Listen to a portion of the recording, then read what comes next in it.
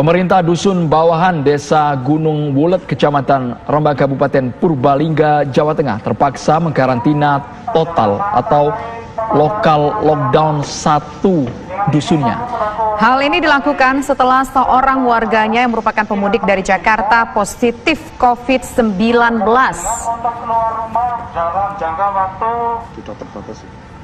Untuk membantu perekonomian warganya, pemerintah desa menggunakan anggaran desa untuk memasok kebutuhan pokok.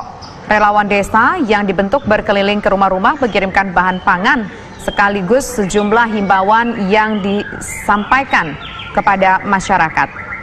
Di antaranya adalah himbauan untuk tidak keluar rumah atau mengkarantina dan melakukan penjarakan sosial. Sebelumnya pemirsa, ada seorang warga yang pulang dari Jakarta mengalami sakit dan menjalani perawatan di RSUD Guteng Purbalingga. Tetangga yang dekat dengan pasien pun menjenguknya. Namun saat itu belum diketahui pasien terpapar virus corona. Dan selang beberapa hari kemudian hasil swab keluar dan dinyatakan positif. Khawatir dengan makin meluasnya warga yang terjangkit, pemerintah desa akhirnya mengkarantina Dusun Bawahan karena berdasarkan hasil tracing pihak Pemdes menemukan 90 orang atau 30 kakak yang berpotensi terpapar virus corona. Kami memberikan penjelasan terkait pemaparan virus corona. Dengan ini kami pelaku relawan dari Dusun Bawahan. Lalu bagaimana kondisi terbaru di Desa Gunung Wulet? Kita akan menghubungi langsung dengan Kepala Desa Gunung Wulet, Nasiruddin Latif. Assalamualaikum, selamat sore Pak Nasiruddin Latif. Bagaimana pemberlakuan karantina di tempat Bapak? Waalaikumsalam, selamat sore Mas Andro dan Mbak Tisa. Perlu kami sampaikan maaf sebelumnya kepada Bapak Presiden Indonesia, mungkin kami melampaui kewenangan kami dengan melakukan lokal lockdown. Tapi itu semua kami lakukan demi keselamatan warga kami. Kami terpaksa mengambil kebijakan itu karena berdasarkan tracking pemuda setempat ditemukan 91 warga sudah kontak langsung dengan pasien. Demi menjaga keselamatan mereka ke depan, maka kami lakukan lokal lockdown dengan cara kami tutup dusun tersebut. Kebetulan dusun tersebut tidak punya akses keluar karena berada di pojok gitu. Selanjutnya kami mengajak kepada seluruh anggota BPD dan perangkat desa untuk bermusyawarah mengambil kebijakan berikut bagaimana terhadap warga yang sudah terkontaminasi mungkin atau minimal kontak langsung dengan pasien. Kemudian kami memutuskan untuk memberi kompensasi mereka 50.000 per hari selama 14 hari. Yang kami beri kompensasi adalah 91 warga yang merupakan 30 kepala keluarga. Terpaksa kami rumahkan dalam pengertian mereka tidak boleh keluar rumah, ya boleh keluar rumah hanya untuk berjemur, tidak boleh lebih dari itu. Mereka harus tetap di rumah dan diawasi para relawan pemuda setempat. Tentunya kami harus memikirkan kompensasi atau kebutuhan pangan mereka selama 14 hari ke depan. Masalah yang kami hadapi sekarang adalah di dusun tersebut ada 245 kepala keluarga, yang artinya masih 215 kepala keluarga belum kami beri kompensasi. Sementara akses keluar masuk dusun kami tutup. Mereka pun sekarang menuntut hak yang sama untuk diberi kompensasi yang sama. Kami sudah mencoba konsultasi dengan Bupati, alhamdulillah sudah disetujui, hanya saja belum dipastikan kapan turunnya kompensasi untuk 215 kakak yang tidak merupakan ODP dalam pengertian tidak kontak langsung dengan pasien. Kami juga perlu mengabarkan bahwa si pasien sampai saat ini, karena saya setiap hari juga menelpon, baik-baik saja, sehat-sehat saja, dan semoga memang sembuh. Namun demikian tidak mengurangi kewaspadaan kami selama 14 hari ke depan, berarti sampai tanggal 9 tetap melakukan ini. Dengan satu harapan, jangan sampai wabah ini benar-benar menjangkiti seluruh warga dusun kami. Ya. Kami juga menghimbau kepada seluruh kepala desa di Indonesia untuk tidak mudah mengambil kebijakan seperti dengan kami, apalagi kalau memang belum terpapar. Karena setelah kebijakan ini saya ambil, ternyata tidak sedikit dampak yang ditimbulkan. Efek lain dari masalah ini ternyata sangat besar. Apa misalnya, Pak? Jadi begini, menjadi tren di daerah kami di Kecamatan Rembang itu masing-masing desa menutup jalan. Jadi kami pada posisi bukan terbantu, malah terhalangi akses ekonomi dan lain-lain. Itu pun saya maklum karena kekhawatiran mereka ganasnya virus ini. Saya ingin menyampaikan kepada seluruh warga masyarakat Indonesia, kita harus yakin, kita harus tetap tenang, tetap jangan panik. Kita ini Indonesia, bukan Eropa, bukan Amerika. Oke, corona bisa ganas di Amerika, di Eropa, tapi saya yakin tidak di Indonesia.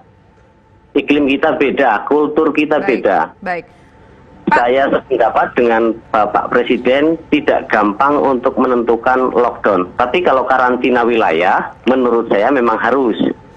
Tinggal bagaimana pemerintah mempersiapkan diri masing-masing wilayah yang mau dikarantina. Terutama kebutuhan pangan dan lain-lain. Jangan saya melihat seperti di TV, di Tegal khususnya itu kan akhirnya menjadi heboh. Baik. Demikian.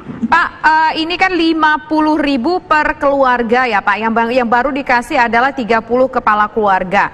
Nah ini dananya dari mana Pak? Kan yang sisanya akan minta bantuan kepada pemerintah kabupaten. Kalau yang 30 kepala keluarga ini dananya dari mana Pak? Di APBDes kami tahun 2020 ini ada cadangan bencana sebesar 25 juta. Kalau kami hitung 50.000 per KK kali 30 kali 14 hari, maka ketemu angka 21 juta. Jadi menurut hitungan kami masih cukup. Selain dana langsung Pak Nasirudin? Gimana? Selain dana langsung ada pemberian apa lagi Pak kepada warga? Karena ini kan hanya 50.000 sehari. Oh betul Pak, 50.000 per hari itu kalau mau dihitung gaya hidup di Jakarta tentu tidak cukup. Tapi kalau di dusun kami cukup. Dan ini sifatnya bukan semata-mata ini stimulan. Artinya justru lebih besar memicu mental mereka untuk mentaati aturan. Jadi kalau saya tetapkan aturan tidak keluar rumah, mereka juga akan menghargai karena kami juga memikirkan mereka. Beda dengan suruh tidak keluar rumah, tapi tanpa kompensasi saya pikir juga agak berat. Angka itu saya pikir rasional untuk desa kami. Oke. Nah ini untuk warga sendiri memenuhi kebutuhan mereka bagaimana Pak? Apakah mungkin selain dengan 50.000 itu mungkin juga ada pasokan kebutuhan ke rumah-rumah mereka Pak? Kami sudah upayakan bersama relawan, ada dibentuk tim yang untuk menjadi fasilitator gitu, mengantar jemput dan lain-lain tentang kebutuhan mereka. Kalau mereka butuh sesuatu, mereka tinggal menghubungi relawan, maka relawan yang akan keluar. Karena perlu kami sampaikan kepada masyarakat Indonesia, dampak dari COVID-19 ini ada hal yang mungkin tidak dipikirkan oleh banyak orang. Warga dusun kami ini sekarang sudah dijustifikasi lebih dari hewan najis. Kalau ada warga dusun kami datang ke satu lokasi, itu orang akan minggir semua, akan menyingkir semua. Sangat menyakitkan bagi warga kami. Ini yang mungkin belum terpikirkan oleh mereka yang selama ini menuntut lockdown. Justifikasi ini membuat kami prihatin. Kami bisa ceritakan bagaimana kehati-hatian kami karena kami tanpa APD membagi sembako ke rumah-rumah mereka. Di sini relawan juga meneteskan air mata. Bagaimana mungkin memberikan sembako kepada saudaranya, orang tuanya, tetangganya, temannya, ini kayak ngasih makan harimau. Jadi sembako ditaruh di teras, kemudian mereka pergi dengan pengeras suara baru dipanggil. Sembako sudah kami taruh di teras.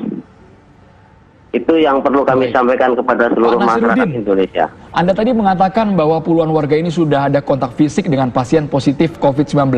Mengapa tidak langsung dialihkan ke rumah sakit rujukan atau fasilitas kesehatan terdekat, Pak? Menurut protap yang berlaku di Dinkes bahwa ODP yang kontak langsung ini akan dinaikkan status menjadi PDP sehingga nanti akan dibawa ke rumah sakit manakala ada keluhan. Kalau mereka dalam kondisi baik, biasa-biasa saja, lebih baik di karantina di rumah, lokalisir di rumah. Karena rumah sakit juga saya yakin banyak sekali pasien. Menurut saya memang lebih bijaksana seperti itu. Baik. Pak, dari 91 orang yang sudah kontak langsung dengan pasien COVID-19 ini, apakah ada yang masuk dalam kategori sudah mulai merasakan keluhan secara fisik? Ada satu, kebetulan bapak pasien, ada cerita menarik tentang ini. Bapak pasien kan semua orang menduga kemungkinan orang yang paling terpapar adalah bapaknya pasien. Dengan aturan untuk tidak keluar rumah, tentunya semua masyarakat berharap agar bapak pasien ini tidak keluar rumah. Tapi karena bapak pasien ini di kampung memang agak bandel gitu, jadi sering keluar rumah. Muncul masalah baru, pemuda bisa marah karena menganggap bapak pasien ini penular berikutnya. Sehingga sampai mau digebukin. Untuk itu saya langsung koordinasi memohon kepada Ibu Bupati agar pasien ini, bapak pasien ini segera dibawa ke rumah sakit, dirawat di rumah sakit.